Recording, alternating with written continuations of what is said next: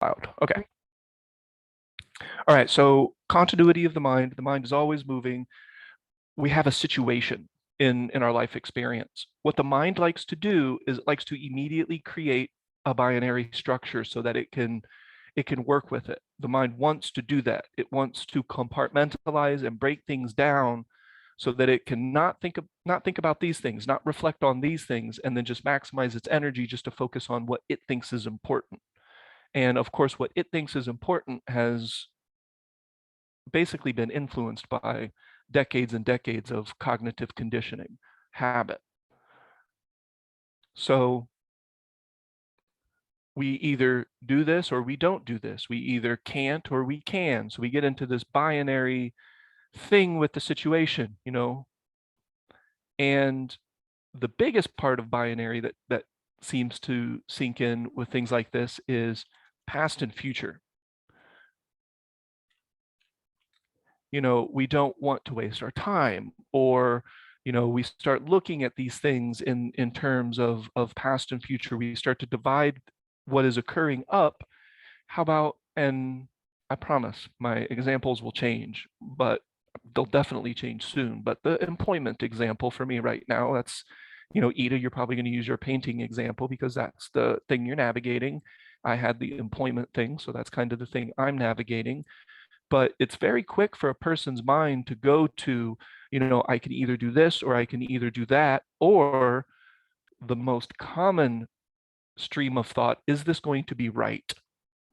Is this going to be the correct decision? So maybe Carly, you're going to be looking for a job and you have 3 or 4 different jobs, or maybe you're going to be looking for babysitters or something like that, which is a super important, decision. You have to make that decision.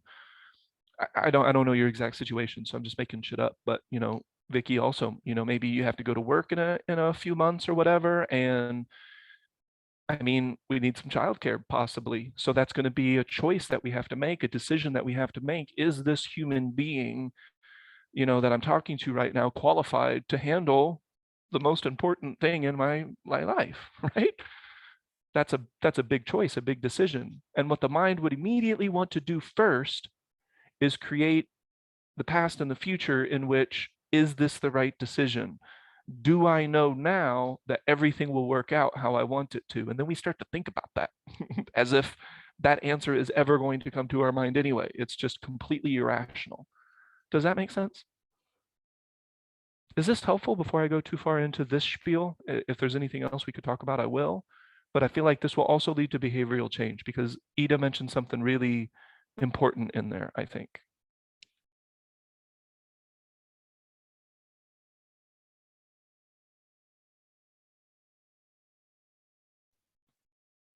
So one thing that I've learned to do, and it's a learning process. Mindfulness is a skill. Our life experience, we could say that living is a skill because you learn and you get better at it. So the skill of life, the skill of mindfulness, these things tend to improve if that's our desire and we're paying attention to it and we're practicing it, and things generally start to improve.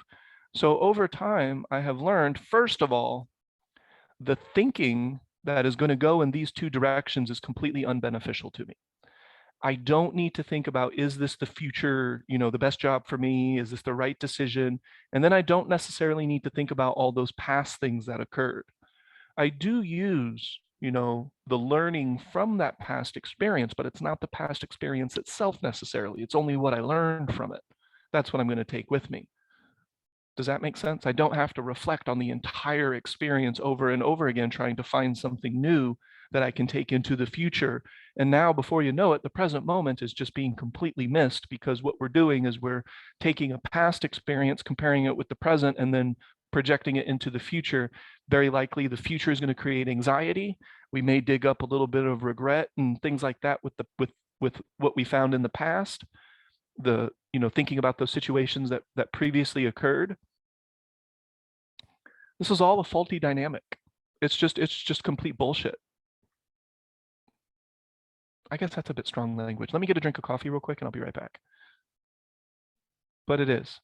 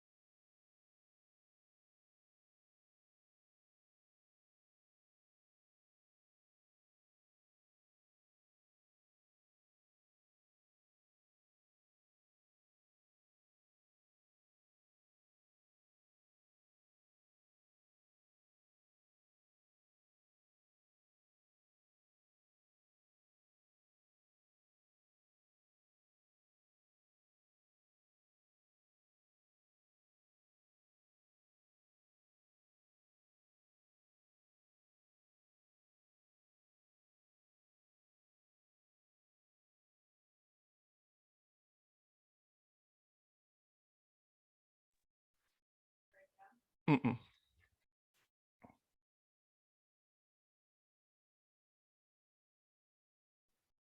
And he did have a little accident. So give me just a second, okay? Be right back.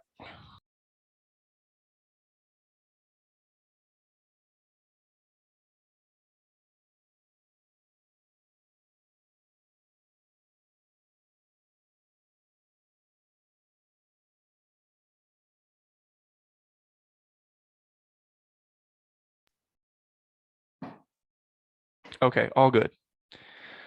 Maybe move the trash can. Shayna, do you mind just grabbing it real quick? Okay.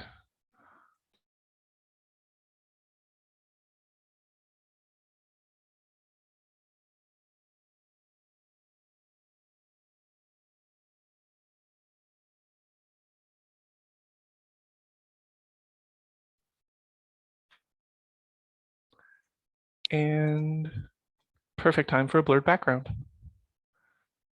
Okay, coffee is back, all good. Everyone still there?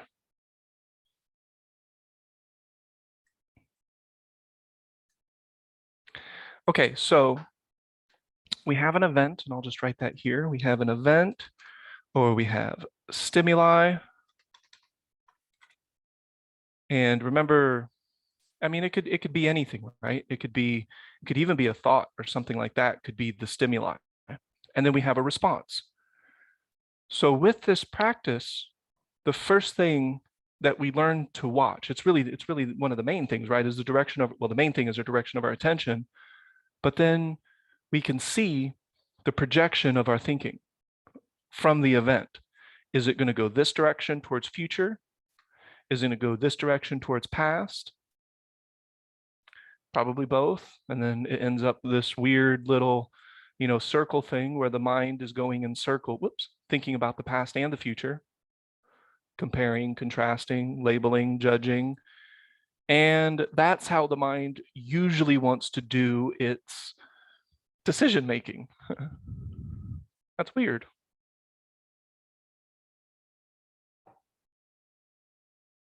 All right, so here's a different approach. And what I really like about what Ida was mentioning is it seems like she just, I mean, she adopted this approach, in a manner of speaking. So clear my whiteboard. So we have the same event, because the stimuli is the same, or, I'm using an example, so it's the stimuli. For me, it is a career thing. I lost my job suddenly. For Ida, she's doing some artwork, and there's some little details that are occurring, little kinks in the chain maybe. For me, it's having to make decisions for someone else, which is something I've never had to do before. I think it was easier when I could just embrace the uncertainties and, be fluid that way when it was just my life. But when it's stuff that might affect, my baby in the future, whatever it is, whether like what he's ingesting, childcare, it paralyzing, I guess, is kind of a strong word, but it does stop me in my tracks, and forces me to be a bit more mindful instead of just kind of like embracing the unknown. I have to be more careful about the choices I make for him because he doesn't really have a choice in it. So that's something new I'm navigating with. Yeah, that makes perfect sense. So if this practice were to help with that navigation, I think one thing that is we kind of start to see from this practice is that synergy. The mind immediately wants to look at it as either I have to do this job or I have to do this job. Either I have to do it my way or we don't do it at all. And in Vicky's situation now, she's making decisions for someone else, and it still does start to get into that kind of that same pattern. But with with this practice, what we do is we kind of embrace both to a certain extent. So, for example, embracing the unknown versus not, or I don't know how to word that, Vicky, but So we had that modality where we were embracing the unknown, and now we have the modality where maybe we're not as much. But with this practice, what we learn is that they can actually combine, right? That we can take, yeah, still basically, but which is okay. The mind does that. It wants to do that, and it's a normal function to a certain extent. Um, as long as we know what that function is, why it's occurring, and how to work with it, we can.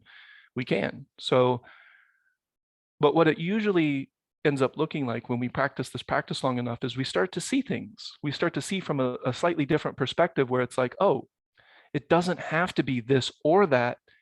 It can be some interesting blend or combination of this and that, right? Does that make sense? And so this is actually a really good example. Vicky's baby is the most important thing to her. Therefore, it is the most important thing to her mind, her brain. So it's putting, you know, child as number one, pretty much for everything. And so it might be easy to embrace the unknown, when you're going out tonight, So I don't know where I'm going to go. I'm just going to, play it by ear and wing it and be spontaneous. That's okay. Maybe even in a job search or something, you could say, I'm going to be more spontaneous. Maybe not, maybe job search, because that's getting into the care factor, how much we care about it. Typically, the things we care about the most is when we're going to interject the most amount of binary type of control and force, even if it's subtle, even if it's like that passive aggressive force that most people don't even look as force. They just look at it as this is the way we do things. And it can be okay. I'm not judging parenting styles. I'm just saying that the way that we start to interact with binary can be different. So for me, I was looking at it as either I have to do classes in a school and mindfulness, or I have to do HR career. What? Like, why does it have to be one? Why did my mind immediately make this has to be Ida?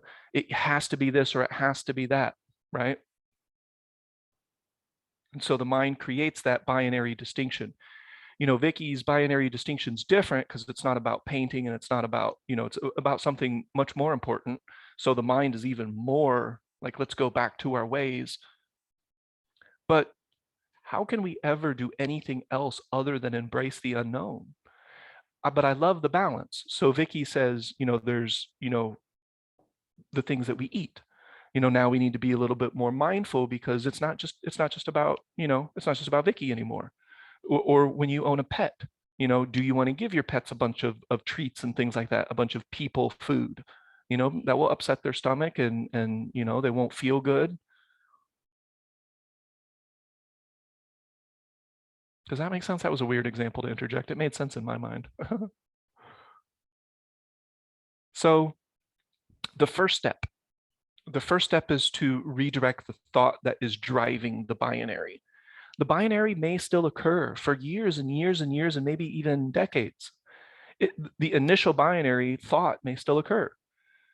But so Vicky has to choose now between, paying attention and then just, maybe haphazardly just throwing food in the baby's mouth. Like, here, have a French fry, or, that's fine. Let them, I saw babies like with like beer in their bottle and stuff like that. And I'm like, like, what are we doing?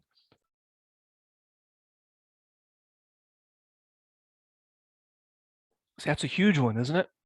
And so because your child is so important, it immediately wants to go into time because it wants to know, it wants to secure its interests.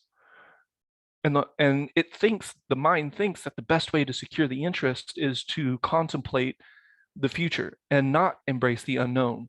But Vicky, you have no choice, really. I mean, you do have a choice. You can fight the unknown or you can embrace it. That's really the only thing we can do because it's all unknown, right? We just don't know. Parenting is the definition. I don't know about should be, but I think it could be the definition of adaptation. As opposed to trying to take a child who is an uncarved block and chip away at them and carve that block for them, we want to be there to help inspire and guide so that they can chip themselves, so that they can shape their own sense of self. That's super important. So these things that we do can sometimes interfere with that because we're trying to interject what we think. But what I really like is that Vicky could easily have a balance between the two, the balance between I don't really know every ingredient in this, but then again, look at me, I'm fine. I was probably eating some of the worst fucking baby food on earth before there were regulations, and it. Came out okay. Now that's just a thought, but but the idea is that we don't know. We don't always know, but not knowing doesn't mean that we should just necessarily be haphazard, does it? So we don't know, we can embrace the unknown, but we can still do what we think is best with mindfulness and paying attention to the moment. So peas or carrots, I really don't know, which is going to be the best. So I'm just going to give peas and I'm going to pay attention and I'm going to learn. The baby spits out peas, hates them. Let's try some carrots, loves the carrots. Now we know. I don't even have to choose between peas and carrots anymore because, baby already chose. Lisa says, I find it very difficult. Of course, because it's your son. That's the same principle. It's one of the most important things to you, if not the most important thing to you in your life.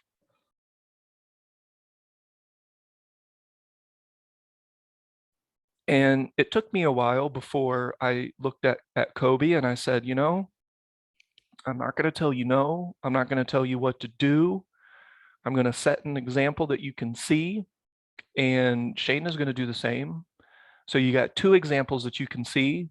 And I'm going to be there to answer questions. And then I was talking to the barber, the person who was cutting my hair, and she just really opened up and told me everything that was going on with her situation with her son, and the situation with her boyfriend and her son. And it was a really similar thing. It's this, typically it's the male mindset, is the desire to control. I want this child to think this way, act this way. We have to force them into this. And I really think that's a broken dynamic. And I think the broken dynamic comes from attempting to control an imaginary future. Why, Lisa, Vicky? Because you want the best. I want the best for Kobe. Like, I don't want to do anything that would potentially damage his future. Trying to control him will. Trying to, and like Vicky said though, right now, her baby can't choose. So there's no, there's not force right there. So, you do have to choose your baby's food and, the child care. Those are all your choices. But here's the thing. So the decision making and everything starts to change with this practice. So are you with me so far? So we have events, we have things going on. Our mind wants to immediately create binary, go into time, try to control. And that is the typical way that we do things. Total side point. When sitting in a chair, the chest point right here. So if you have the little chin tuck and the chest in the golden line, and you just kind of push it back into the chair, everything lines up. And I'm not doing that weird straight posture that they try to teach you when sitting in a chair. This chair isn't designed for a straight 90-degree angle in the first place. So yeah, just a random point. I'm working with my posture and I've been feeling really good sitting down, not for long periods of time, but definitely much longer than I could before because I'm putting attention in certain areas.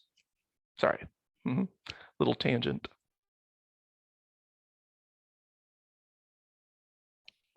So here's a quick example, and I am moving away from the job examples, but I have the Shen Shen. So Shen Shen Health and Harmony, and this is a company that I'm interested in working with, and they're going to get back to me. I feel really good about it. It's less hours, a little bit less money, but I feel like this is one of the examples of it doesn't have to be either or. I can work in a career and, career, job, whatever. And I can also do all of the other things that I want to do. It doesn't have to be either or. Does that make sense? So I was thinking about working remote. I was thinking about working at a healthcare, type of atmosphere that was actually healthcare and that actually cared about people. So, those two things were really important to me. There were like 3 and 4 other things that were really important on my list, and I started to do it. I started to look at it like, I can't have all of these, or it can't transition into all of these. It has to be either this one or this one. My mind created binary. My mind did it. It's used to doing that. So it immediately created binary. And then it started to create psychological time. Well, if I take this job, is it going to be the right job? Is it going to be this? Is it going to be that? It just doesn't work that way.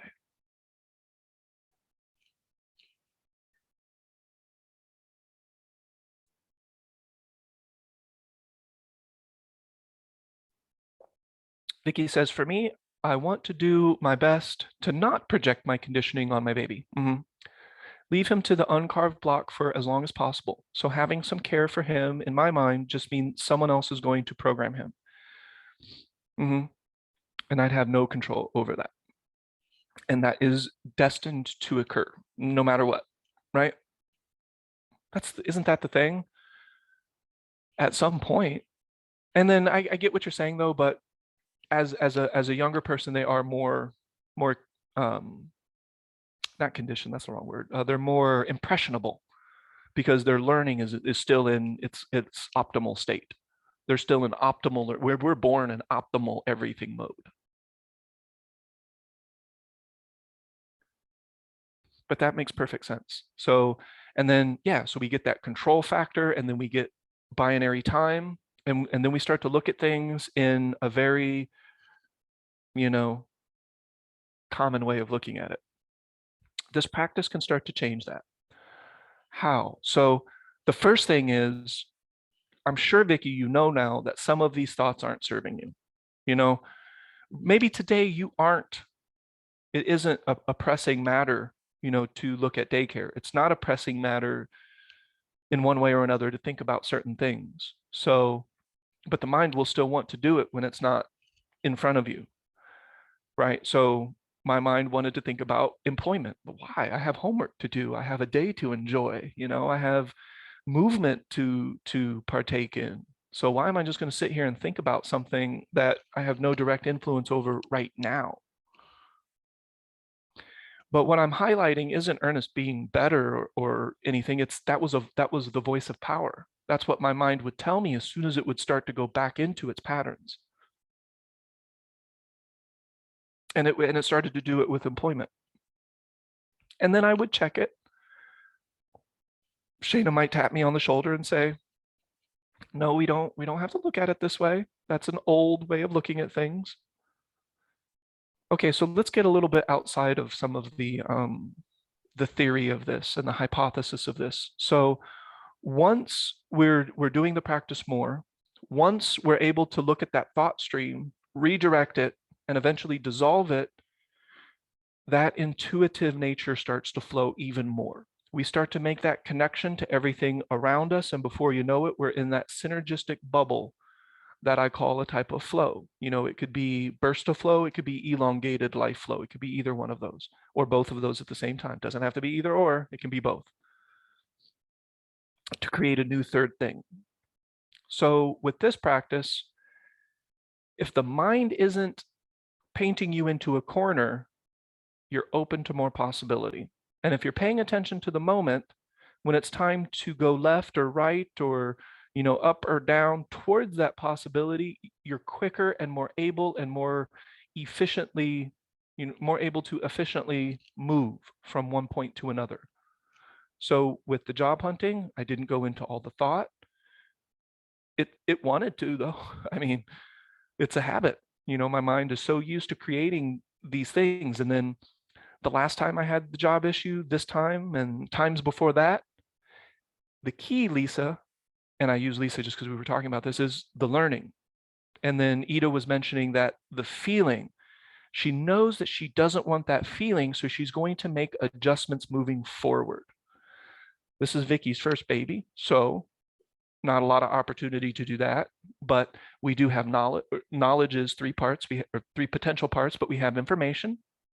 So Vicky has a lot of information on, and she can gather more information on potential daycares, on potential foods and things like that. We don't want to get too lost in information though, of course, so we have other people's experiences. She could reference other people who have children, who have daycare, who are concerned about the things that their baby eats, because there's still millions and millions of people that just don't care. They just assume it's fine. Right. So it's the things that I have control over versus the things that I don't. Just walking that line. Like, obviously, I don't have control over what conditioning or stuff baby's gonna, how he's gonna be programmed or conditioned, influenced. But the things that I do have control over are, for example, if I eat this, it's going to affect baby this way, you know? It's just navigating that line is kind of tricky. It can be. And I think the more, and you're really good at this. So I don't think this is, this is something that you were probably headed that direction already. If not, you know, if you're not already there. But the idea is that soon we can begin to feel out these choices. So now you're about to talk to somebody about daycare. You can feel that connection to that person, unless they're just a straight up fucking hustler and just a great deceiver. And I mean, why would that person be in daycare? I don't know, but I guess there could be. We never know. But the more that we're used to being in tune with things in ourselves first, we can come to a type of harmony and alignment with other things around us. So in my job search, I'm learning from previous experiences and I'm watching the feeling. How do things feel? Right. And when you're not manipulating and when you're not trying to control, you can end up with some really interesting dynamics that you have created that could be totally different than anybody had ever thought of. Does that make sense?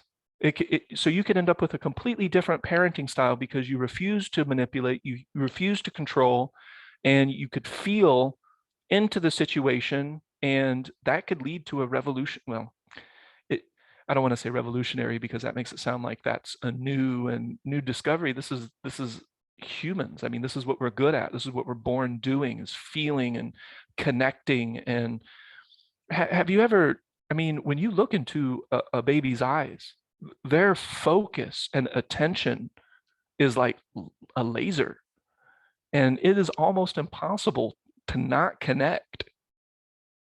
Am I, have you experienced that? That connection power of the child is just, it's amazing. They can look at people who are completely different, you know, ethnicities and races and looks and sizes and shapes and just completely go past all of that. And do you want to play soccer? I don't care what you look. Why would I care about that? So, and that's why the Chinese and other, spiritual, groups, they look at it as returning to the original mind, returning to when we were, and some people are, "Oh, that makes no sense. Like we were babies, we were stupid or whatever." And so they don't get what we're talking about. But I didn't get it for a long time either. So this dynamic. So we have things that are important to us, and we need to make a decision. We have to choose something. And the way to start to break the old dynamic first is with the thought, because it's the thought that drives old dynamics. And I'm personally in the camp that the mind is 100% the most important thing in the experience of the person, both all physically, psychologically, and spiritually.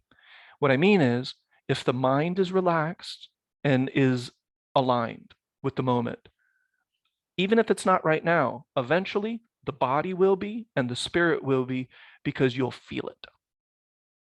You'll feel when things it's not quite right. It's just not quite clicking for me. And you don't have to know why, you don't have to explain it. And then you just look back at the things that you do and you're like, okay, I see where that feeling was coming from now. It's all starting to make sense. We can learn from the past experiences and the past feelings, not necessarily just thinking about the experience itself, but that feeling that occurred. Well, I know I don't like that feeling, and I know that these things are the steps that lead to that feeling. I don't really like the feeling of searching for a job. So my steps will be, and I was mentioning this in interviews, I want to work for a place for 3, 5 years, if I can, unless I move out of Chicago. I don't want to job hop. It's getting really old really fast. So I just want to have a job and do everything else that I'm interested in doing. And I just want it to all be harmonious. But do I take the Shenzhen job, or do I take this job, or do I take the recruiting job, or, which is going to be best, which is going to be right, which is going to be wrong? Leaving the dispensary wasn't wrong and it wasn't right necessarily, but I learned. I learned, especially when I applied to come back and they rejected my application, that they weren't really digging me.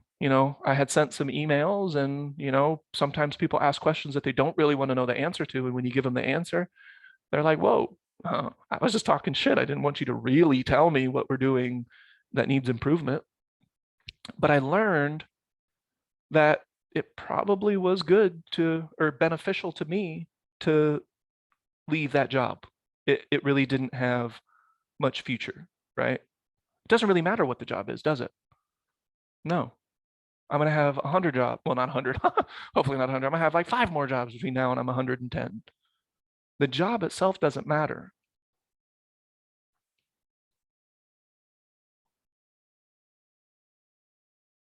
So let's get that feeling.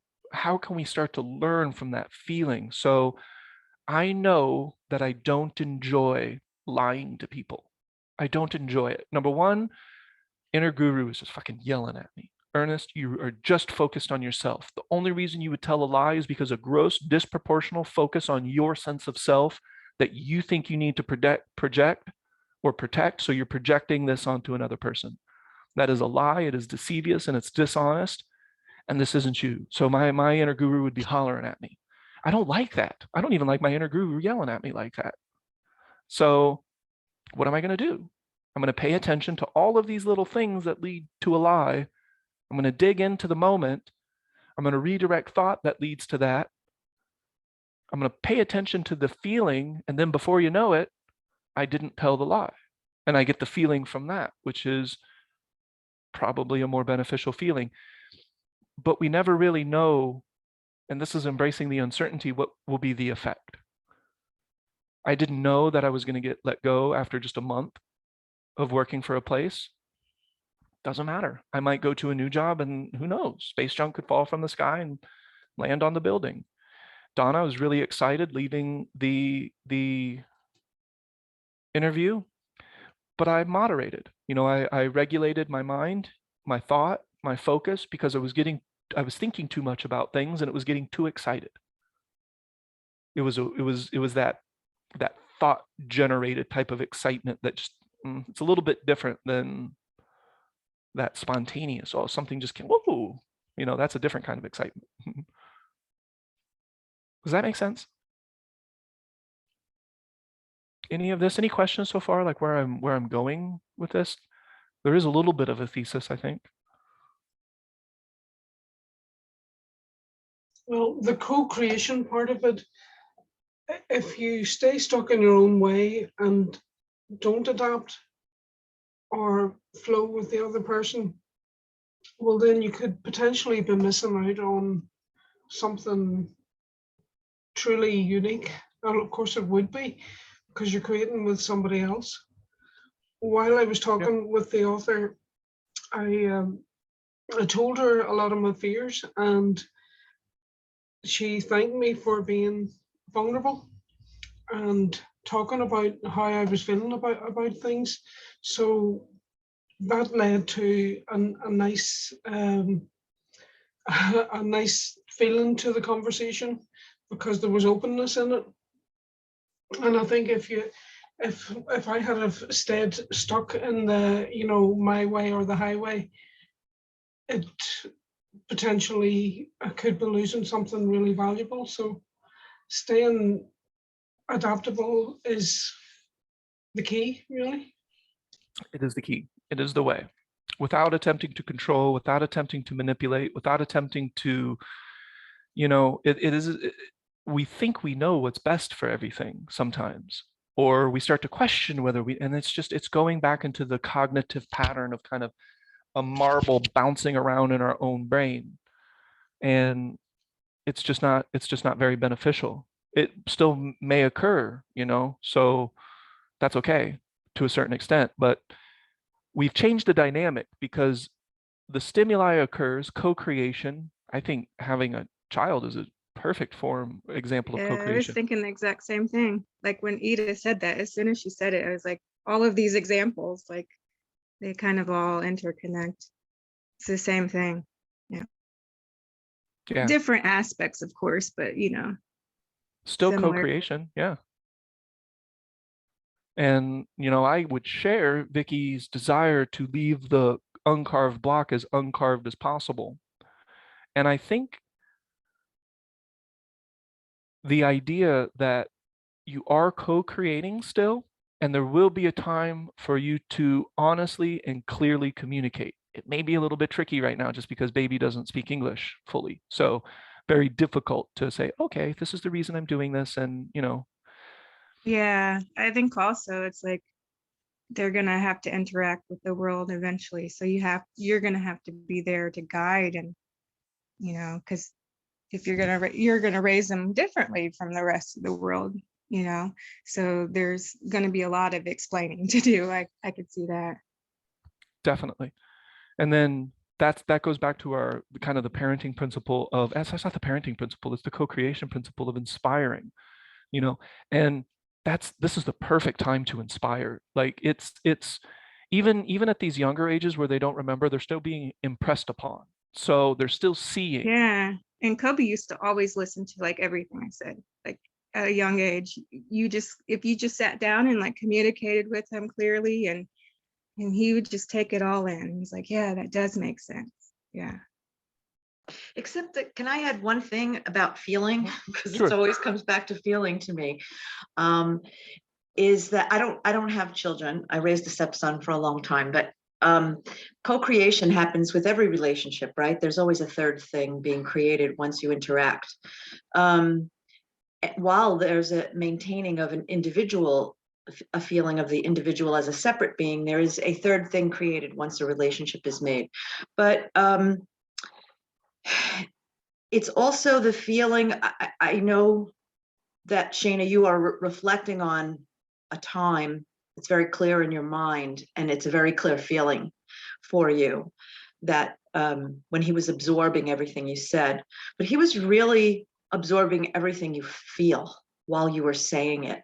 And I can see just from working with children for 30 years is that a parent will come in to talk to me and about some medical symptom of a child. They're licking their lips until they're raw, or they have some nervous tic they've developed or something. And they're concerned that their child is anxious and they can't understand why. And in the conversation, I can see how anxious the parent is about their child's well-being.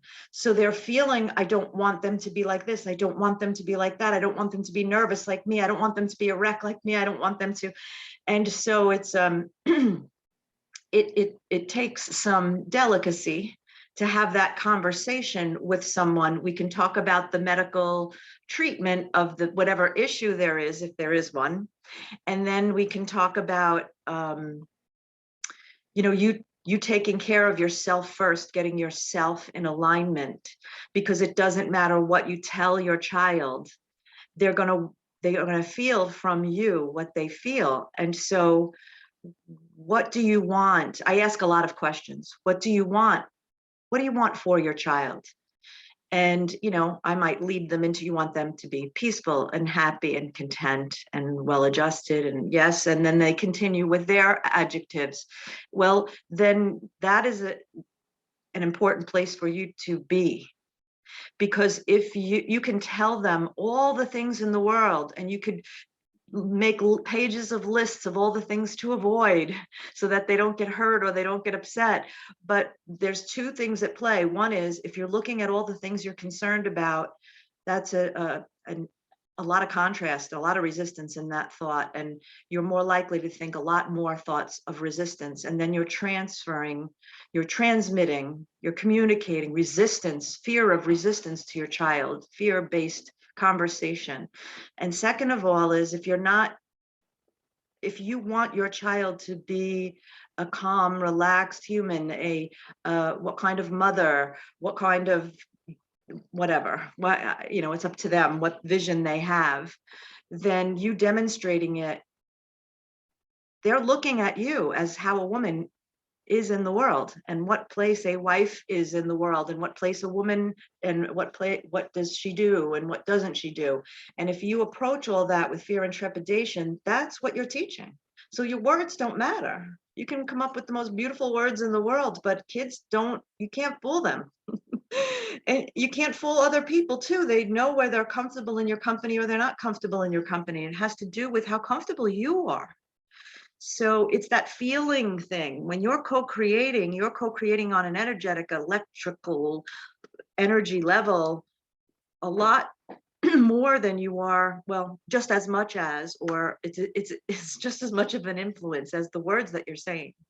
So, or the situation that you're trying to manipulate, control, produce the best possible outcome for your child, however you want to word it. It's how you approach it and how you navigate it, with what energy you do that is the greatest example of all. So when Shana was talking about, she remembers Kobe talking to him and how he was absorbing everything she said, but he was absorbing way, way more than that. Yeah, that's really true. Very, very true. Yeah. I'd say there's that connection and that inner trust as well. So yeah, definitely. Yeah, this is awesome. So, and then also it's just my job to kind of clarify. Well, first, Donna's point is just impeccably important, because in my book, at the last chapter, I'm finally starting to open up and talk about what I call the energy body. And one thing that I think is wildly erroneous and Donna, I think you may find this interesting, you may not, I don't know, but I look at this card and it's in front of me, and I can start to break down all of the little details about it. It has black and it has gold and it's rectangular and it's print and it's English and it's numbers, right? I can compartmentalize it and categorize it and break it down and, put it all into these little pieces, right? That's what we do. And it can be important, because if I want Ida to recreate this card, I have to tell her, well, the logo is gold and the words are black. That's fine, right?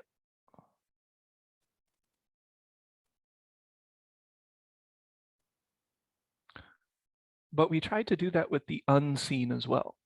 So there are things that we can feel, but they're not as subject to this is gold and this, but people still tried to do that. So they still tried to take the unseen and compartmentalize it and categorize it and define it. And that is such a wild error. So with that said, I just refer to the energy body. I've kind of phased out the word chi, but the energy body or the unseen body.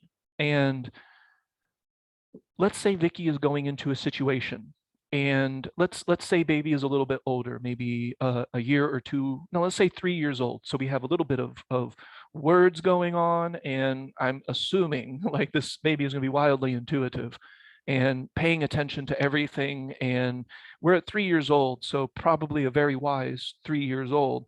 And that energy body is going to interact with everything else around it before cognition occurs. And it will even interact with the world on a level that is below consciousness, meaning that we're not necessarily aware of it. It's occurring. Our body is still aware, our energy body and, certain aspects of the mind are interacting with the world around us without us necessarily knowing. We know that. And I think that's a perfect example what Donna is saying. So that energy body of baby is interacting with everything around it. And let's say Vicky's in a situation and she has the opportunity to get angry or approach it a little bit differently. And obviously not with anger. First of all, baby is going to feel, the energy body will feel the difference. And then the mind will start to bridge the gap between and then this is a 3-year-old baby, by the way. So we're starting some concept and some deduction is all getting involved. And the baby's like, wait a second, mom had an opportunity to act this way or act that way. And I could feel the peace. I could feel the calm. That was the teacher before any of the words, before any of the deduction occurred. That doesn't need words, but the words to explain the deduction, that is all a little bit of a lag. To Donna's point, the energy is there first, and there's a lot of things going on that we're not necessarily fully aware of. So, you know, Vicky is going to be influencing her baby in ways that she doesn't even intend necessarily, because it's baby is absorbing all the energy around them. The energy body is still incredibly vibrant with a baby. Yeah, because that's how they're pretty much experiencing the world. They're just taking it all in and feeling everything. Yeah. Yeah. And if you look at it the right way, look at that aura around a small child. The energy that their energy body that is expanding into the moment. And there's stuff that we can't see, that we can't even observe. We think we're superior and more, and the child is not. And if you think about this whole process and this course of time we've been taking this course, at least for me, I can speak for myself. Every time I have an aha, or what I think is an aha, or I put some puzzle pieces together for myself, it feels like something new, but it feels like something I'm remembering. And it's always about childhood, when I was free of the thoughts that got in the way of navigating. Sure, as a parent, you know, you have experience, and that's what you want to teach.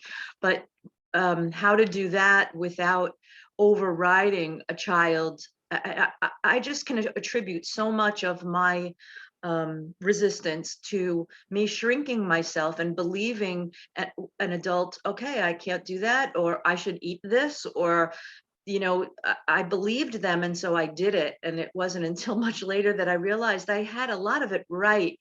My instincts were right for me, and it was part of my balance, and I shrunk myself, or I overrode it, or I changed my course of action based on what the adults around me expected. And so it's hard, as a parent or any adult that's in front of a child, not to tell them the right way from our perspective, or to at least keep in mind that our perspective is just that, a perspective, and that they have one of their own. And learning to navigate that is what we're doing here in class now. So why unteach it and then have to remember it again? Why? Exactly. And not not unteaching it. I know what you mean though, but yeah. But if that dynamic can start to change, we're getting closer and closer to a society of human beings that are harmonious, that are working together. You know, the more I study economics, the more I realize the reason we're in this situation is just because of this focus on self. The consumer is more likely to focus on themselves. The business is more likely to focus on itself because it needs to take in income to be a business, you know? So the market ends up a whole lot of focus on me. It's all about me. You know, I could save a few rolls of toilet paper for the group, but no, I'm going to go buy every single fucking one of them because it's all about me. And so the community dynamic dissolves. It breaks down. It fails. So there's just one thing I want to clarify before we go. So feeling is emotion. If we're feeling something, even energy is stimulating an emotional response. So let's say that Donna enters a room, and in that room is somebody, and she gets a feeling that we would say is energy based. You know, her energy body is interacting with the world, and she's getting a derivative from that. Are you with me so far? A derivative, just, I'm being very general. She's getting a derivative from the moment, but it's an energy type of interaction. Does that make sense? This can get a little confusing, so I just want to make sure that I break it down in each piece and make sure that we're good. Okay. So the energy body is interacting, and it's a form. This is the kicker. The energy body is a form of perception. It is involved in perception. So we look at sensory organs and we say, well, you know, we got these things on our skin. That's a sensory organ. We have eyeballs. That's a sensory organ. right, Donna? We look at it physically and usually say we have these sensing organs. The energy body is a sensing mechanism as well. It helps us to interact and create a perception and a coalesced view of the world around us. Does that make sense? It's involved in this process. It becomes less involved for a lot of people, though, or especially less consciously involved. So let's say Donna enters a room and she gets an energy feeling. She is getting an emotional response from her energy body's interaction with the world around her. Does that make sense? So it would still, the interaction that Donna is feeling could still be perceived with instrumentation. We could do a, we could look at her blood and we could see that, oh, there were extra levels of this or lower levels of that. We would be able to trace it to both because it's not either or. That's another thing. It's not, we're not a physical body, we're an energy body, we're both. And when you put the two together, you get a powerful third thing, the synergistic human experience. Does that make sense?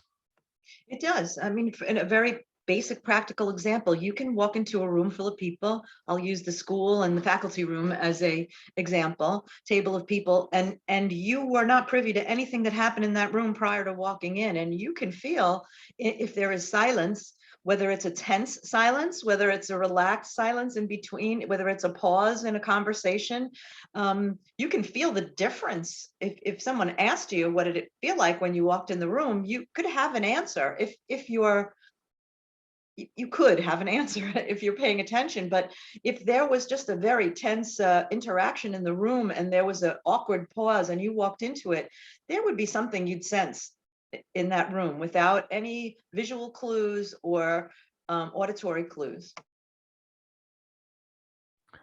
And in all of that, there is emotion occurring, always. That's what we're feeling.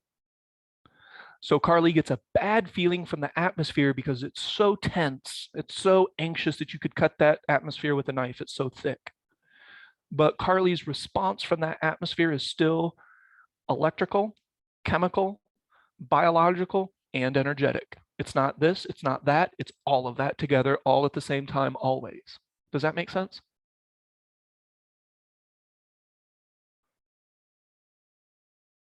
Okay. Now, and then here's the thing. So this is the reason I mentioned that, and I think that would make a pretty decent stopping point, is decision making. So the line represents a decision we have to make. That could be baby's food, that could be daycare, that could be a job, that could be anything. We have to make a decision. We are creative entities, and there will come times where we do have to choose which direction we want to go with our attention and our bodies. And then as a parent, you may have to make that choice before baby's able to make the choice for himself, right? And that's what parenting is all about. The circle that I'm going to create is the lens of the human mind. Okay, so far I have a decision, which is the arrow, a choice that I have to make. And that circle is the lens of the human mind and experience. And that's where we're perceiving feeling, emotions. Our interaction with the energy world is still felt emotionally. With me so far?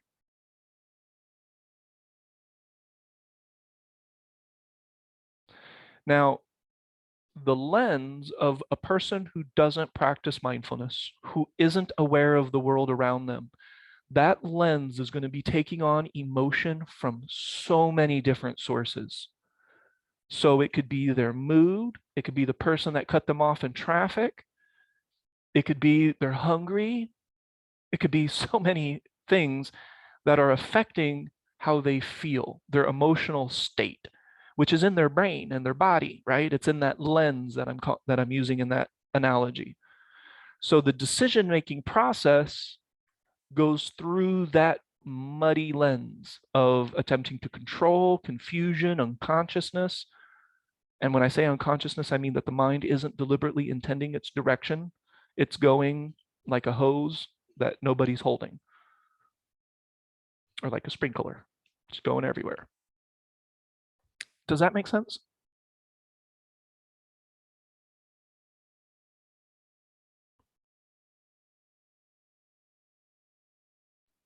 Now with the practice though, that cognitive circle is going to be more clear. It's going to actually start to act as a focusing lens. So it's not just something, muddy that just kind of, if you can imagine light going through something, and then just because it's all cracked and broken, the light just distorts and fractionalizes, and, it is what it is. That's what's occurred. But if the lens is more clear, Donna walks into a room, she's practicing, she's not responding unconsciously to everything around her. She's present, she's mindful, she's deliberately intending the point of her attention. Her body is collaborating with the energy body, and spirit is the energy body. It's all working together. So she walks into that room and vibrant. Vicky walks into a potential meeting with a daycare. She walks in vibrant, like mind clear. I have the voice of power is in place, if that's what we want to call it, but we have clear space in the cognition as we go in. We're present, we're mindful, and we're pointing our attention into the moment. If thoughts start to occur that are controlling and comparing and contrasting, maybe now's not the time, so that all gets redirected so that that lens is even more pristine and clear. Does that make sense? And there's still emotion occurring. It's just that emotion isn't being influenced unconsciously from things around as much. Does that make sense? Makes sense. Mm-hmm. And so now the feeling will start to change. The feeling in the clear lens is 100% more reliable than the feeling in the other lens. So how you see on Facebook, it's like, go with the feeling, how you feel, that'll tell you. I mean, yeah, to a certain extent, it will tell you what you're attached to. It will tell you what you're clinging to. It will tell you what you feel that you can't live without. And it will show you, where your thinking is taking you. If nothing else, it will show you all of those things, sure. But how the person feels is going through potentially a very muddy lens, and that's unreliable. So if Vicky walks into the situation with babysitter and Donna walks into the room at school or wherever that situation is, and the lens is muddy, your decision making, your behavior, your thought, everything you do is going to be a derivative of that muddy lens. See what I mean? And so eventually we can start to trust that clear lens to a certain extent, because we're not trying to manipulate and control, we're just learning. So Vicky goes into the situation with the clear lens, and she gets a little, something, I'm going to think about this, I'm going to give it a night, because something's just not, I don't know. It's just, I don't know what it is. I don't have to know necessarily, but, I appreciate you, but I'm going to keep looking for a different daycare provider. She went in with the clear lens. You don't even have to know why necessarily you decided to go a different direction. See what I mean? And then maybe you choose to go one direction, but because you pay attention so clearly, you will catch something much sooner than the distracted parent. I think what's most important, Vicky, and I think that's kind of what we're talking about, is we don't want to be the distracted parent. We want to be the mindful, present, deliberately intending, consciously powerful presence in that child's experience. The distracted parent, that's just not going to. Yeah, exactly. Because the child right now is the uncarved block. So you're the example that they're looking at in the world. So it's very important that you're mindful and you are that representation of, what, the world is, And I'm sure you will be. And then Yeah, eventually, definitely. yeah. And then eventually baby starts to get to the point where it's co-creation. That happens pretty quickly. We'd be surprised, but it does go from I am providing for you almost entirely to now we're working together. The sooner we can recognize that transition, the better. Because now it's baby wants this, and you ask baby, well, or now we ask toddler, I don't know, there's a reason I don't eat, right before bed. The reason I don't eat right before bed is because it increases my metabolism. I don't sleep very well and I wake up shitty. And but you can tell toddler, go ahead. And then I'm going to ask you how you feel when you wake up, and then you can decide.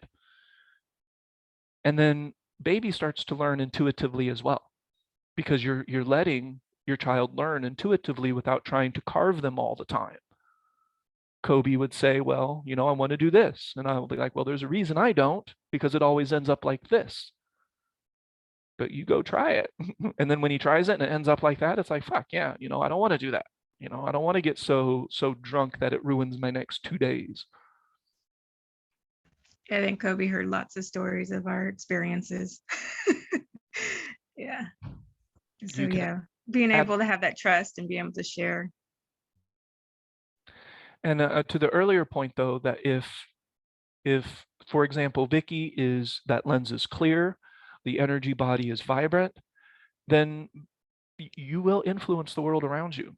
And that's what vibrancy does. So you are, just by you being in a state of vibrancy, you have a much better chance of introducing your child to that. I agree. And I say introducing, they've already been introduced, but we're introducing how to keep that, how to maintain that throughout life. So to Donna's point, we don't have to forget to relearn. But the And important, also, if yeah, that energy is in alignment, if you're in that clear space and you walk into that faculty room that just had the air is so thick, you can actually influence a change in that room just by being a calming, clear energy body walking into the room. And then the words come through you and you navigate that room and you say something to someone, or just, you know, casual conversation, but the energy behind it is so clear and calm that it actually diffuses the tension in the space. yeah, And that does that with I'm just using a totally less attached example, because with with your child, that's why my advice always to the parent, the elder advice always to the parent that came to my office about something medical, ended up to be this conversation always. And I would say, this comes first. And I'd point at my own heart and then at the sky above my head. In other words, whether they have a religious-based connection or they have a spiritual-based connection or connection to something larger than themselves. This comes first, always, because otherwise you are no good to anything else you're trying to accomplish. What you're trying to accomplish, you have enough knowledge, experience, heart, vision, intention. You are enough, you have enough. You don't need any more data. The data is easy to get. What you have to get clear is that balance, that connection. And the only way that you can do it is between you and you. And when that is clear, then your family comes second, because family is what we choose as human beings in our culture and our society to have our greatest attachments to. And so that's the second thing. And third is your job. So get those three priorities straight. Your job you have connections there. You're making differences in children's lives. You have a commitment to it. It is your dream job. I get it. But they'll find another person to take your place, and there's other ways of compensation that go along with that. You have to have your order straight. I have a question though, Ernest. Often when we're talking about this stuff and people have questions and you say, well, the thoughts that come into your head, they're okay. It's okay. You can't obliterate thought and be in that clear space all the time. And so what happens when you're not in the clear space is what I want to ask you about now. So now this is a less attached situation, but it's the situation I'm in now, which is moving. And geez, finances are always a fear for me. And I have a house that I've lived in for quite some time. And so which things do I keep? Which do I get rid of? What do I feel guilty for? Because I spent a lot of money on that and now it's not going to fit in a new plate. All the thoughts, and the attachments. And they're attachments for different reasons. That was grandma's piece of china and I got to take it with me even if it's not going to fit. And you know, bins and bins of pictures. How do I throw away old pictures and all that kind of ridiculousness? And so I don't want to make a mistake. I want to make a good decision.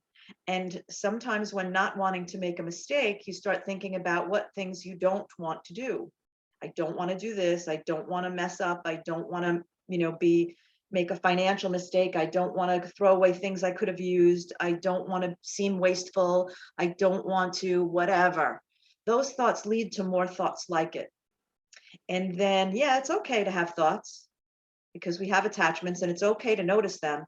But just a basic principle of every thought that you think leads you to another one like it, I think is really important to realize. Even in the child parenting examples, all the things we want to avoid, the pitfalls we want to avoid for our children, it's not the way.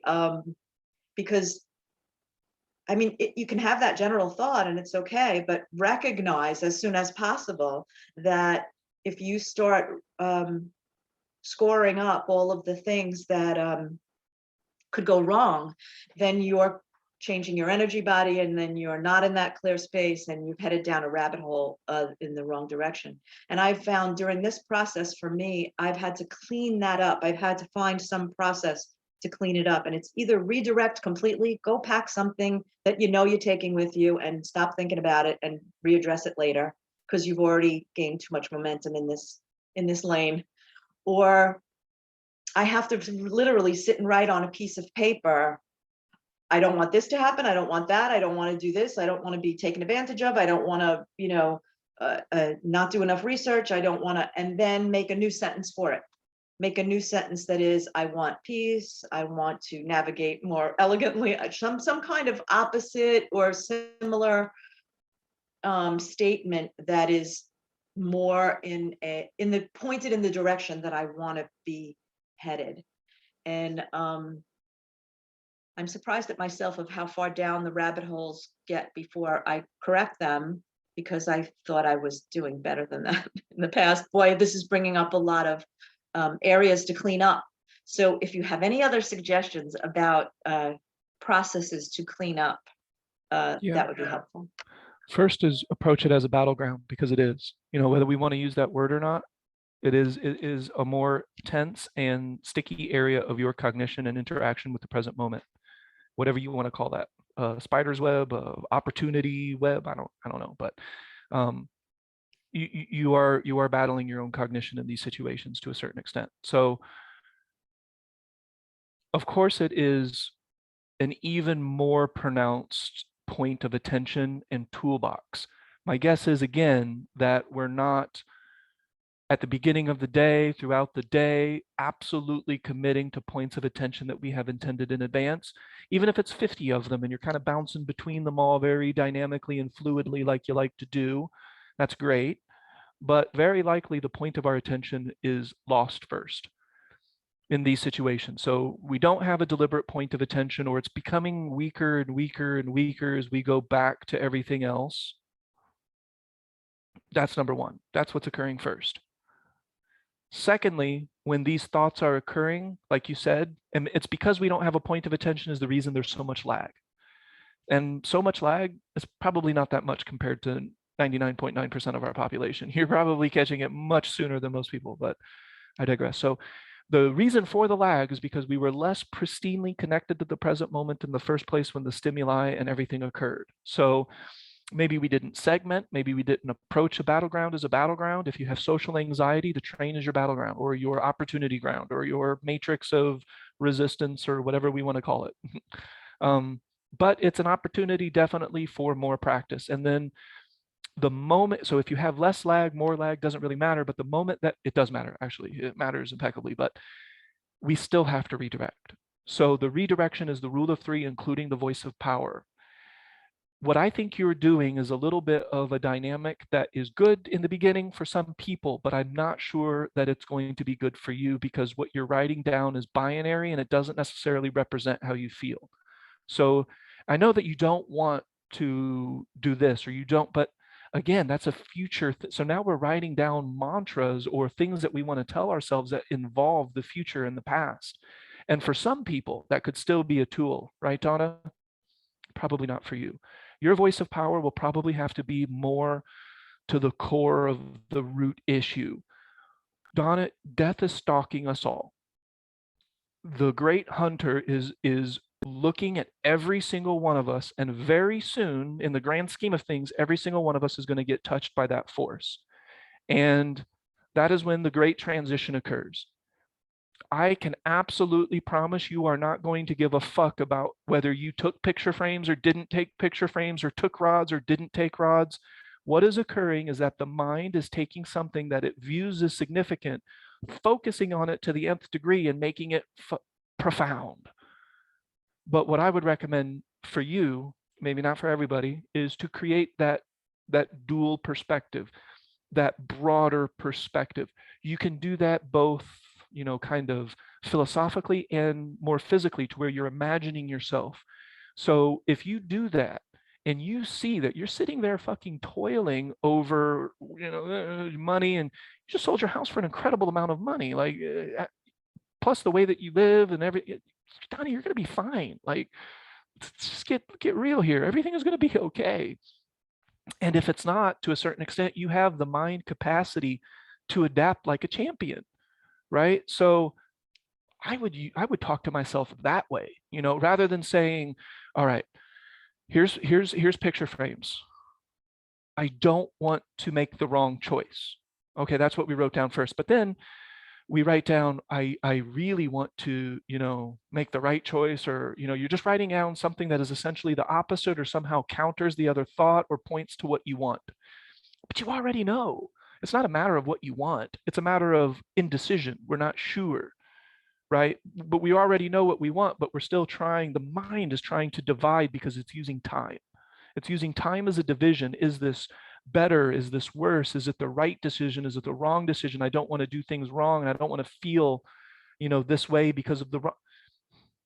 The more present you are, the more you feel the situation. And even if you take the picture frames and later you're like, I really wish I would have kept them, it's a learning experience. You can take that with you and you can continue to move and adapt. So number one, make sure that the point of attention is even more pristine right now, because I had to do the same thing. I'm in a situation, and I would tell Shayna, my mind wants to go that direction. It wants to respond to things with these types of, but I'm not going down those rabbit holes because I'm intensifying my points of attention in the present moment to compensate for the world around me so that I can adapt better. And I'm introducing voice of power to the nth degree, and not in a way that just, you want to feel this. I'm not feeling that way now. So this isn't really, but if I tell myself that death is, I feel that now. Death is stalking me right now. And space junk could fall from the sky right now. Do I want my last moment on this earth thinking about picture frames and rods and those types of things? Of course not. You know what's really funny, Ernest? You're right on the money, of course.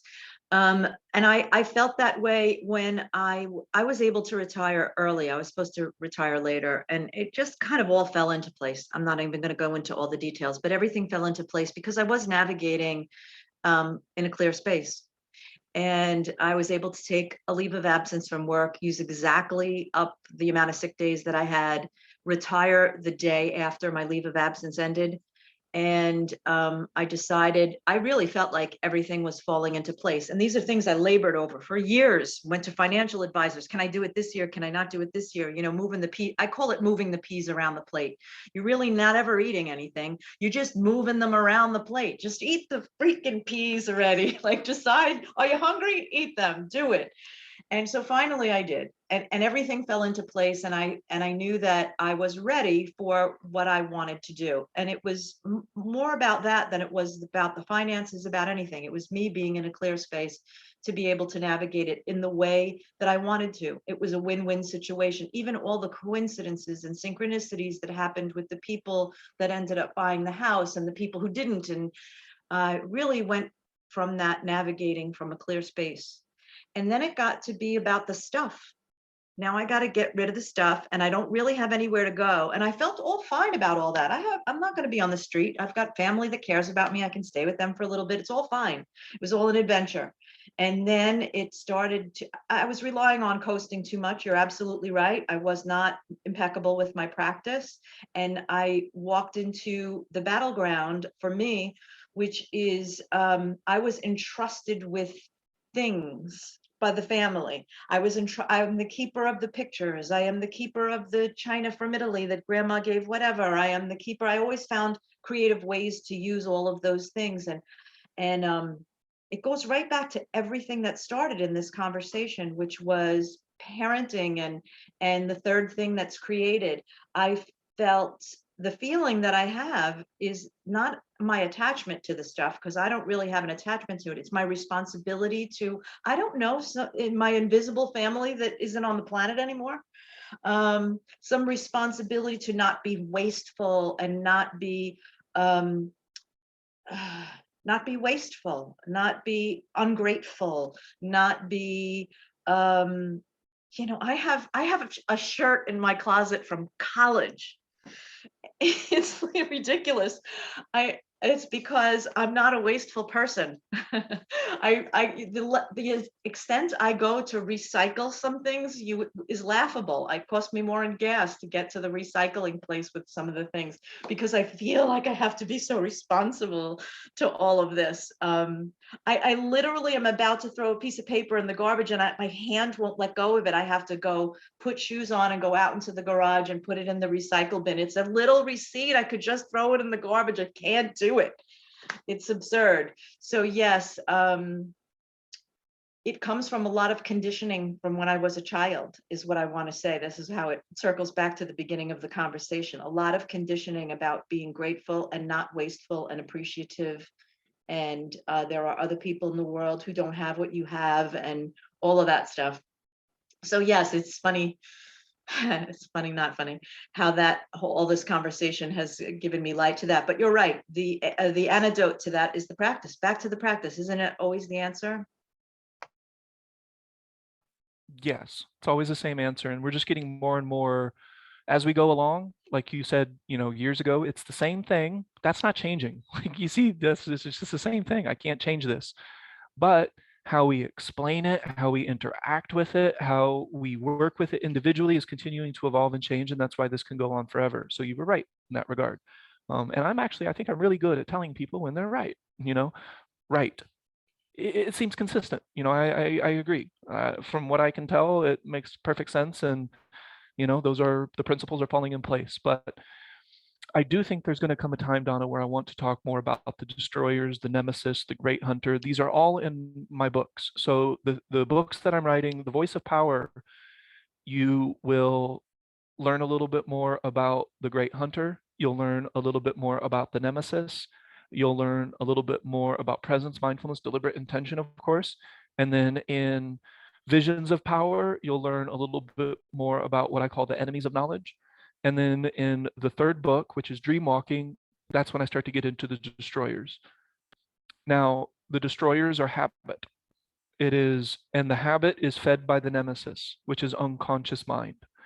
Donna doesn't or didn't in this one example. She's really good at her practice, but in this one example, we didn't enter the day pristine in our practice. It was wishy-washy and coasting. Coasting means that there's no practice in place. You're just hoping that the residual effect of what you've done up to this point is going to take you further.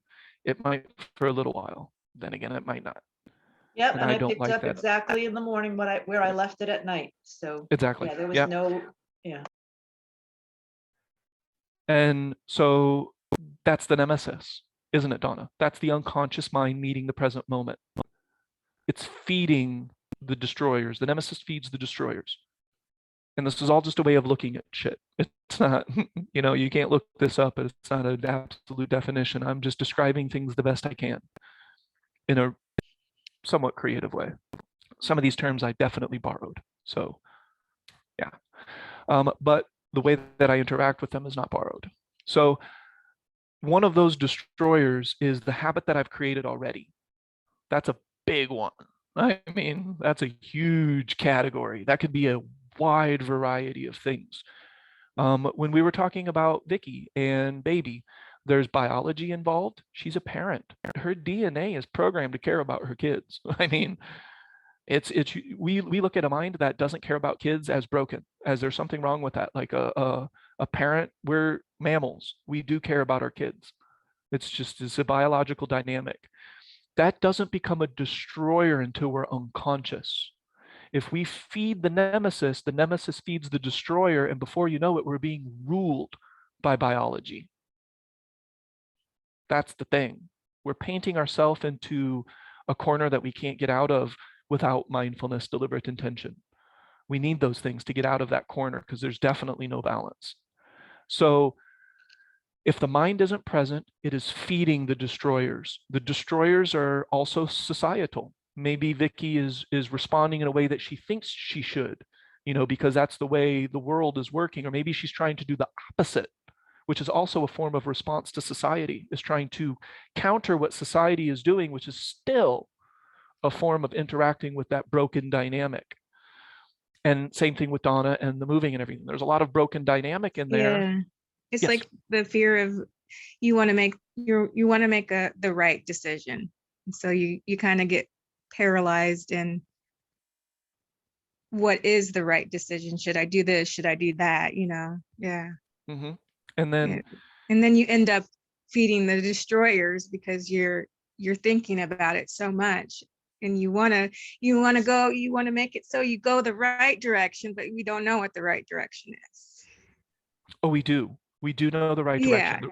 Yeah. The Or right is there direction. a right or a wrong direction? That's the thing. We're just categorizing it like that. Yeah. Yeah, the mind wants to do that, but the right direction is always towards presence, mindfulness, deliberate intention. So if the direction is towards deliberate intention, everything will fall into place. Sure. So, and this will be in my book too. So it explains it a little bit more clearly probably. But first we have the nemesis. So if you are in a moment where you have no active practice, you are giving energy to what I call the nemesis, which is collective unconsciousness. A mind that has turned in on itself to the point where it's fixed. The world is solid. It's not changing. This is it. And it is very distant from its energy body. Does that make sense? The nemesis.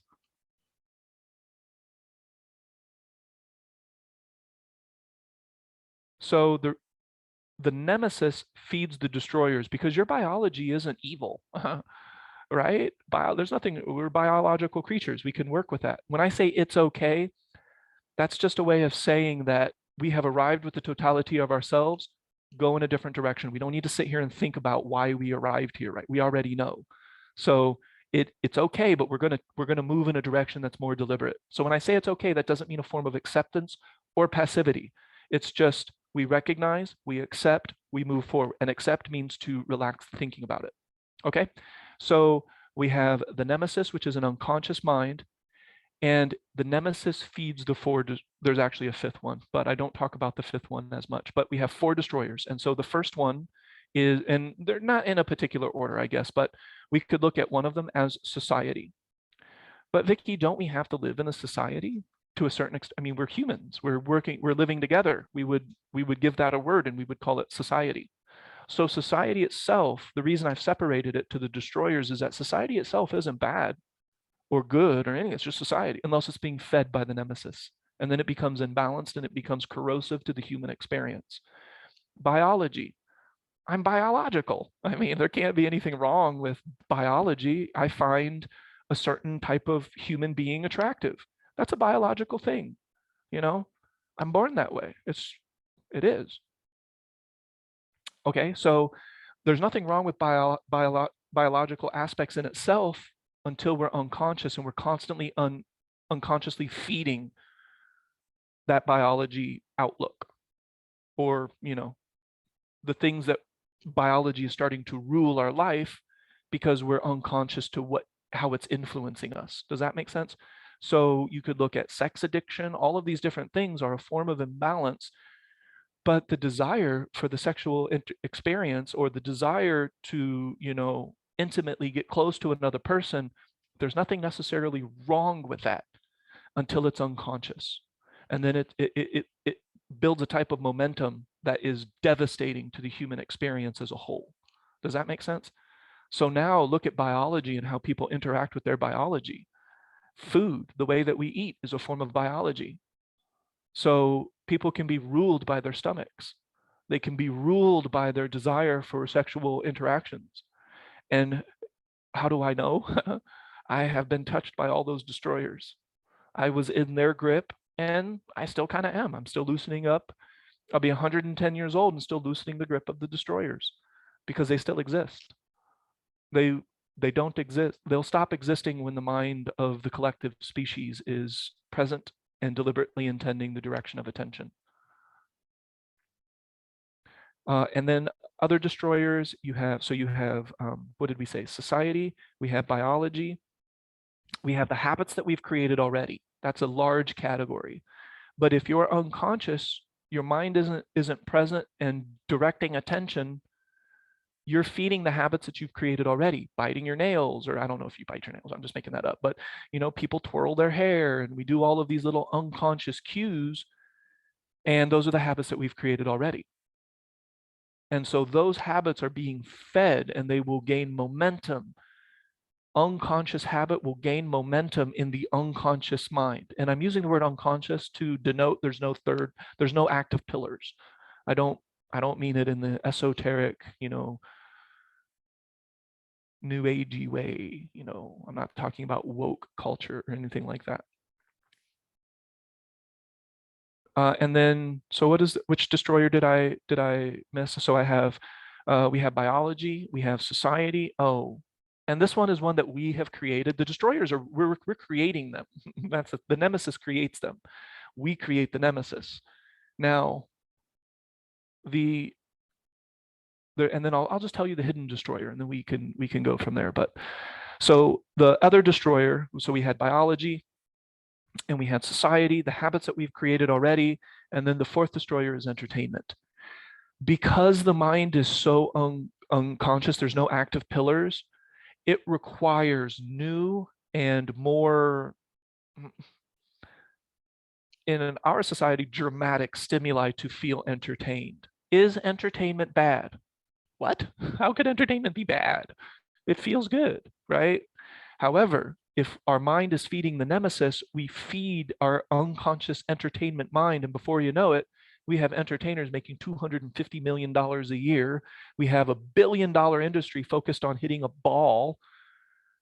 And we have movies and TV and all of these different things that are more drama, more war, more this and that. It can serve as a distraction because of the nemesis. Let's remove the nemesis for a second, just hypothetically, Vicky. Let's say that everybody, or the vast majority of human beings in our society, are present, mindful, and the direction of their intention is chosen. They can go to a play, they can go to a movie, they can watch TV, but they're not being distracted because their practice is still engaged. They don't feed the nemesis even in the act of watching TV or the act of interacting with entertainment. It becomes a destroyer when it rules you. You see what I mean? Where you're no longer free. When you're sitting in the moment and you become bored, you are trapped. Your mind, that's an indication that your mind is feeding the four destroyers. If you are bored with the present moment, you have forgotten that there are a trillion times a trillion synaptic connections. And a synapses that's one tiny little, a trillion times a trillion. That's what I just said. But in each little transmitter, there's neurotransmitters, there's, Donna loves the word neuropeptides, there's all these things that are going on. That's fucking amazing. And here we are, I'm bored. And what is that? That's a focus on self. That's focused on the concept of self. Is entertainment bad? Not at all. But when we're feeding the nemesis, it all becomes unconscious. And it feeds this unconscious energy that creates a closed feedback loop. Exactly. And I'm not soapbox preaching. This practice does have definitive, things happen because of it. I am very rarely bored. But I have battled the society aspect of that, Vicky. So I can sit here and not do a fucking thing. And I'm okay for a very long time. Maybe I do eventually, I want to get up, I want to get moved, okay, whatever. But I can sit for a very long time with very little stimuli. But then my mind wants to think, I should be doing something, right? Oh, Ida's gone. But yeah, Ida, she would connect with that. She would resonate with that. Oh, I need to be doing something. I need to be moving. The society destroyer, I need to get out. I need to be entertained. I need to play a video game. I need to watch a movie. You know, I need to have a phone in front of me where I'm playing games constantly. If you are able to play a game or not play a game and still feel entertained, your mind is free. At least from that one destroyer. But the destroyers are working in tandem. And then the fifth. The fifth destroyer I can't really talk much about, because if you're addressing everything else, the fifth destroyer is being addressed, but that's collective. We are living in a world of collective ridiculousness where human beings have been feeding the nemesis. And Mike, the nemesis is when the three pillars are not active. If you are not present, if you are not mindful, and if you are not choosing the direction of your attention is still going somewhere. And it's going somewhere without your volition and will. It's going based on habit, repetition, patterns that you've created, closed feedback loops that you've created. Because if you're not interjecting it with consciousness, how is it moving? Where is it? You don't even know. Where is your mind? I don't know. I guess it's here. I don't know. Where else would it be? So we feed the nemesis if we don't have active pillars, and the nemesis will feed the destroyers. Before you know it, you're ruled by your stomach. Before you know it, you're ruled by your sexual organs, and you're locked in this constant mating ritual. Or you're feeding the habits that you've created already. Maybe you cheat when you play cards. It's a habit. And you keep feeding that habit because the nemesis is being fed. You're not So how do we break free from these destroyers? Presence, mindfulness, deliberate intention.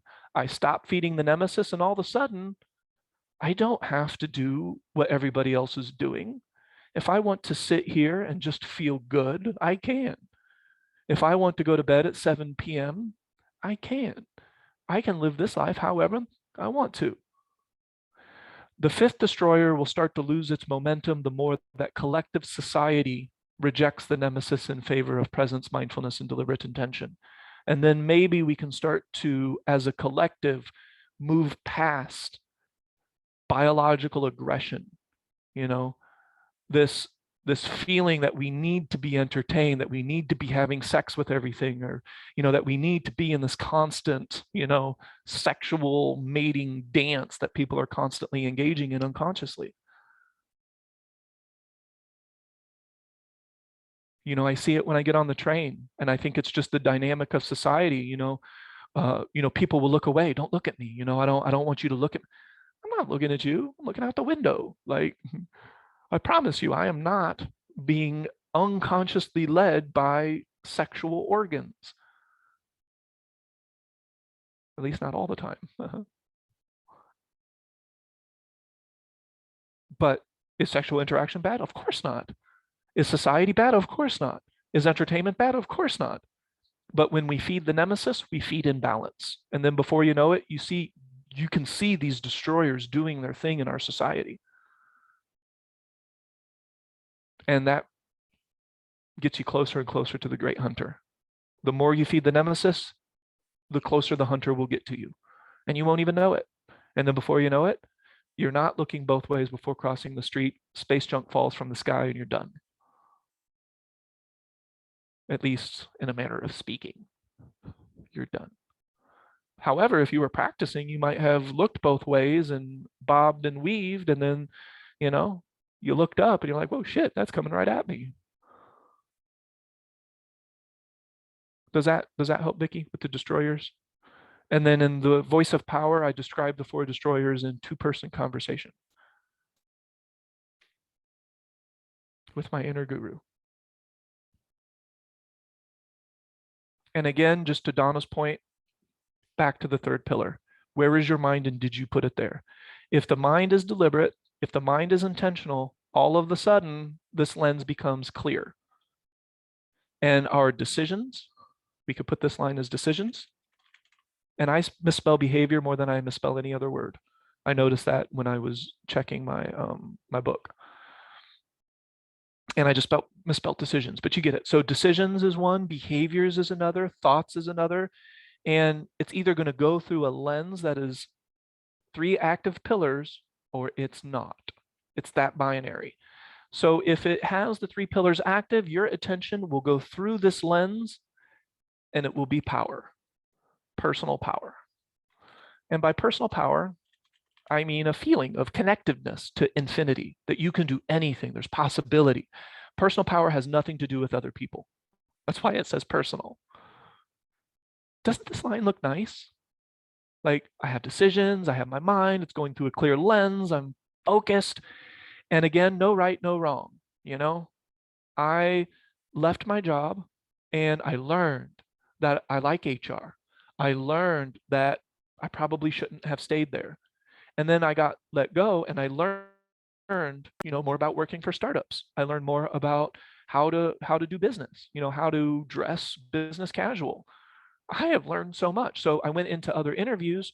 I already knew how to dress. I already knew how to present myself. I already knew what kind of words to use to communicate to certain individuals. Learn, learn, learn, learn, learn. The mind wants to create right and wrong. There is no such thing outside of, you can put, right and wrong is relative. Okay, so I'll just leave it there. But good or bad, you know, is this the best decision, the not best decision, the optimal decision? It just can't be that way. It is, this is what we've learned so far. This is where we're going to go based on what we've learned.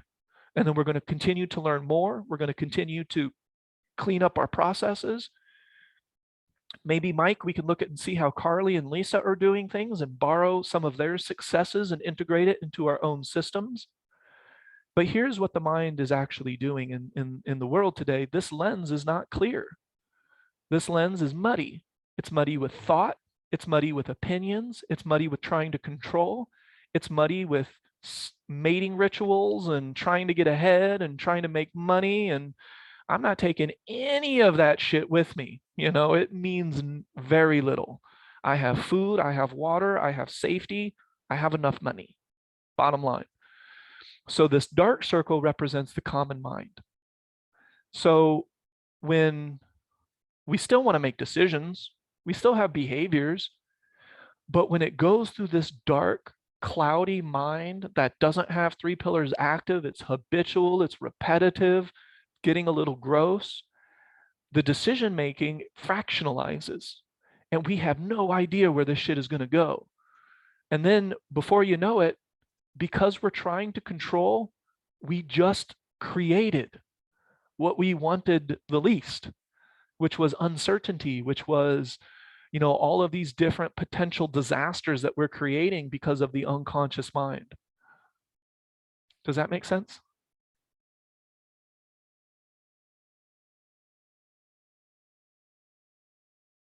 Yes, and it will be done very soon. So I appreciate the extra time to do Grammarly. You will appreciate it too, because the sentences are much clearer after using that program. It catches a lot of stuff. And then some stuff, it's just like, Ernest, you keep saying this word, but it's how I talk. So I just skip those kinds of things. Or Shane has been doing a lot of that editing, but I'm about to pick it up as well. All right, any questions? So I think what we came out of today with is presence, mindfulness, and deliberate attention will clean up that lens. And then let's say Michael, and I'm using you as an example because you entered late and you know I want the group study to be beneficial for you as well. But let's say Mike is going into a business meeting and he is supremely practicing. He has a battleground that he knows he's going into. He has a situation. So he's using situational mindfulness. He is using emotional mindfulness. He's very aware of his emotional state, right? Mike, nobody likes to go into a business meeting with a raging, angry person. Okay, bye, Lisa. We'll post this to YouTube so that you can rewatch. So we go into the business meeting, present, mindful, deliberately intending. We will adapt. And because Mike is so present, he can kind of feel, you know, that Donna's over here trying to manipulate her into a particular corner. And you don't have to label it. You don't have to judge it. You don't have to think about it because you've already discerned it. And if your practice is pristine, you'll just adapt to even that accordingly. And maybe you learn from it. And then you can take that on to the next example when you feel somebody is manipulating you. The mind gets into this weird thing where we think we're just supposed to know. Like, we're gonna have one experience, and then from now on, it's just gonna be exactly, how it should be. We'll keep learning. I'm about to make a choice with my job. I'm gonna keep learning. There's no good, there's no bad. Again, I have a lot of options. I could do. I'll stop the recording.